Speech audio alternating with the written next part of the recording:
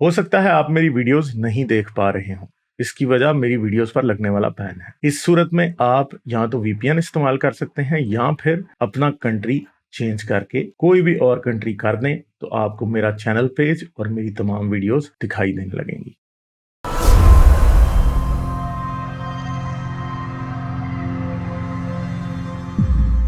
اے B C سے بات کرتے ہیں جی۔ ہلو ہیلو غالب، السلام علیکم۔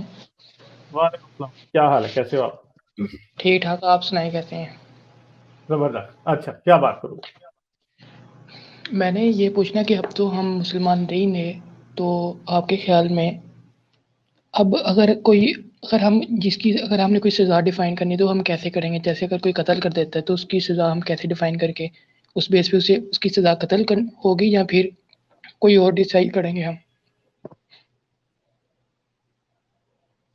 تو پہلے ہی ڈیسائیڈڈ ہے نا، ملکوں کے قانون تو بنے ہوئے ہیں نا۔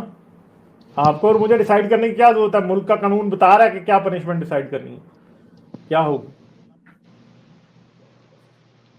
آپ ٹھیک ہے، کے خیال ڈیتھ میں قتل پینلٹی ہونی کے میں چاہیے؟ خلاف ہوں، ڈیتھ پینلٹی کے میں خلاف ہوں، ٹھیک ہے۔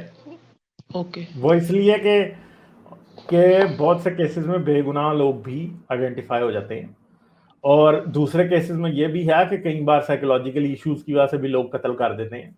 ہاں، اب ایک بات ضرور ہوتی ہے کہ ہاں جی، جو بندہ قتل ہوا ہے اس کا کیا ہو۔ میں اس بات کے حق میں ہوں کہ اگر ایک بندے نے قتل کیا آپ اسے 50 سال کے لیے جیل میں ڈال دیں، ڈیتھ پینلٹی نہ دیں، بس میں یہ مانتا ہوں، کیونکہ میں سمجھتا ہوں کہ جیل جو ہے نا وہ سزائے موت سے زیادہ بڑی سزا ہے۔ سزائے موت تو آپ کسی کو دیتے ہیں، بات ختم ہو جاتی ہے، بس صحیح ہے۔ ٹھیک ہے۔ اور میں آپ کو ایک سٹوری بتاتا ہوں۔ جب انسان چھوٹا ہوتا ہے اس کا مائنڈ میرے خیال سے بہت فلیکسیبل ہوتا ہے۔ میں جب چھوٹا ہوتا تھا میں تو ساری نمازیں پڑھتا تھا، ایک بھی نہیں چھوڑتا تھا، وہ بھی مسجد میں جا کے۔ تو نا ایک دفعہ میں خطبہ سن رہا تھا، مولوی کہہ رہا تھا کہ اگر آپ صلی اللہ علیہ وسلم نے ہمیں سورۃ فاتحہ جو ہے مسجد میں جب ہم فجر کی نماز پڑھتے ہیں تو وہ اونچی آواز سے پڑھتے ہیں، زور فاتحہ وہ مولوی پڑھ دیتا ہے، اور آہستہ آواز میں جو سے ہوتی ہے نا زور میں، وہ مولوی آہستہ آواز میں پڑھتا ہے اور ہم پیچھے پھر پڑھ لیتے اپنے منہ میں۔ تو وہ کہہ رہا تھا کہ آپ صلی اللہ علیہ وسلم نے نا پہلے ایک حدیث ہے آپ صلی اللہ علیہ وسلم کی کہ آپ نے فاتحہ مولوی کے ساتھ پڑھنی ہے، اور ایک حدیث ہے کہ آپ نے فاتحہ نہیں پڑھنی، مولوی نے پڑھ دی ہے تو سب کی ہو گئی ہے، اس کے بعد نے قل اللہ پڑھ لینی ہے۔ تو میں اس وقت بڑا پریشان ہوا کہ میں کہ آپ صلی اللہ علیہ وسلم دو باتیں کیسے کر سکتے ہیں؟ ایک بار کہہ رہے ہیں کہ آپ نے پڑھنی ہے اور اگلی حدیث ہے کہ آپ نے نہیں پڑھنی۔ تو میں کوئی ہفتہ تک مسجد نہیں گیا تھا۔ ہاں تو ویری بات ہے نا، اب حدیثیں تو ایسی ہی ہیں کہ ایک طرف حدیث میں فلاں بات لکھی ہے، دوسری طرف فلاں میں لکھی ہے، اور قرآن میں بھی کچھ ایسی باتیں ہیں، ان پہ فرقے بنے ہوئے ہیں۔ تو اللہ میاں کو خود ہی نہیں پتا تھا کہ بھائی اللہ کو قرآن کی کیا حدیث کی بھی حفاظت کرنی چاہیے تھی تاکہ دین میں فرقے نہ پیدا ہوں۔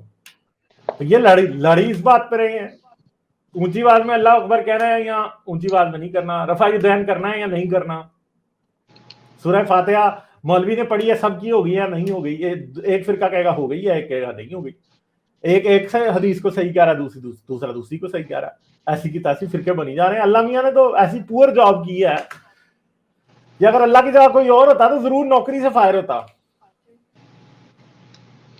بالکل ایسے ہی ہے۔ اور میں آپ کو ایک اور سٹوری سناتا ہوں۔ ہم نے چھوٹے تو مولانا درج میں بیان بہت سنتے ہوتے، ان کا قصبہ بدر کے بارے میں بتا رہے ہوتے کہ نا 1000 کا ان کا لشکر تھا، ہمارا کہ 313 کا تھا۔ تو نا ایک ہوا آئی تو آپ صاحب نے پوچھا یہ کیا ہوا؟ تو انہوں نے کہا کہ میکائیل 500 فرشتے لے کے آ گیا۔ پھر ہوا آئی، پھر صاحب نے پوچھا یہ کیا ہوا؟ کہتے جبرائیل 500 فرشتے لے کے آ گیا۔ پھر ہوا آئی، پھر اس طرف فرشتے، میں نے کہا ان کی تعداد تو پہلے زیادہ ہوگی۔ اور مولانا طارق بل کہتا ہے ایک روایت کے مطابق اللہ خود اس جنگ میں شامل تھا۔ تو میں یہ سوچتا ہوتا تھا کہ اگر اللہ خود شامل تھا پھر ہمارے 13 بندے کیسے مر گئے؟ پھر تو ہمارا ایک بھی بندہ نہیں مرنا چاہیے تھا۔ یہی تو بات ہے نا، یہی تو بات ہے۔ یہ باتیں آپ کو سمجھ میں آ رہی ہیں تو ان کو کیوں نہیں آتی سمجھ؟ پتہ ہے وہ مولوی چھوٹے طارق ہوتے جمیل تو ہیں۔ میں پچھلی بار کہہ رہا تھا کہ حور کی ٹانگوں میں بندہ لاکھوں سال چلتا رہے گا، 70 سال۔ ان الو کے پٹھوں کو سمجھ نہیں آتی کہ 60 فٹ کی قد ہے حور کا، اور اس قد کے اندر 70 سال کو کیسے چل سکتا ہے؟ اس کا مطلب ہے کہ مومن کا سائز بیکٹیریا سے بھی چھوٹا ہو جائے گا کہ اسے 70 سال لگیں گے حور کی ٹانگوں میں پہنچنے میں۔ سوچنے کی بات ہے نا۔ तो ये सारी बोंगियां हैं, और ये भी एक बोंगी है जो अभी आपने बताई है। ये नॉनसेंस है, ये स्टूपिडिटी है, ये जहालत है, ये बेवकूफी है जो आप पॉइंट आउट कर रहे हैं। इस वजह से ये इस्लाम झूठा है कि इतनी बेवकूफाना बातें हैं इसके अंदर। समझ गए मेरी बात? तो अपनी अकल इस्तेमाल करें भाई, मोमिनीन जो सुन रहे हैं अपनी अकल इस्तेमाल करो। इतनी स्टूपिड बातों को आप कैसे मान सकते हो? ये स्टूपिड, जाहिल, बेवकूफाना, स्टूपिड आपको चे बनाया गया है। कैसे मान रहे हो इन बातों को? ये चे बनना छोड़ दो भाई, आप चे बने हुए हैं, सी बनाया हुआ है आपको जी। ठीक है, ये बातें। चलें ठीक है, फिर मैं नेक्स्ट टाइम बात करूंगा। आइएगा next time. Okay okay, bye bye. Thank you. Like, share और सब्सक्राइब करना मत भूलें। इसके साथ साथ आप मेरे चैनल को पेट्रियन पर सपोर्ट कर सकते हैं। पेट्रियन का लिंक वीडियो की डिस्क्रिप्शन में है।